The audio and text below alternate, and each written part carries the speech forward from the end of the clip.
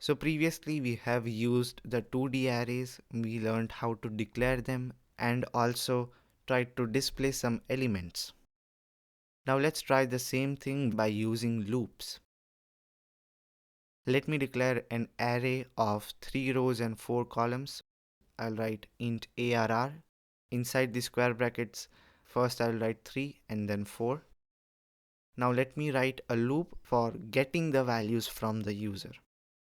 So here we will have a situation where we have a loop inside a loop. So the parent loop will loop through the rows and the child loop or the inner loop will loop through the columns. So let's write the loop. I will write for, let me get a counter as well, int I is equal to 0. Now since there are 3 rows, so I will write the condition as I less than equal to 2 and I plus plus. Now inside the code block, I will have another loop, that is child loop, for looping through the columns. So I will have a separate counter for this as well. I will declare int j is equal to 0, and since there are 4 columns, I will write the condition as j less than equal to 3 and j plus plus.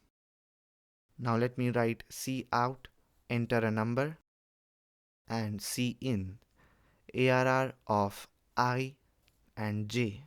It will refer to the element at ith row and jth column. So now this is it for getting the values from the user. Now we want to display the values. So let's write the loop for displaying the data as well. I will write for I equal to 0, I less than equal to 2, I plus plus. Now inside we'll have another loop for traversing through the columns. We will have a counter j equal to 0, j less than equal to 3, j plus plus. And now we want to display the arr of I and j. Now I'm adding a comma here as well for a better view of output. Now I want that each and every time when a column is displayed, I want a new row to come on a new line, and for that I will put an endl keyword in the parent loop. Now let's run this, and here it says enter a number. Let me quickly add the values. And now you see that it displays all the elements of the array, and due to the endl keyword in the parent loop, each and every row is displayed on a new line. So to sum it up, since this was a 2D array, we used two loops, one loop inside another.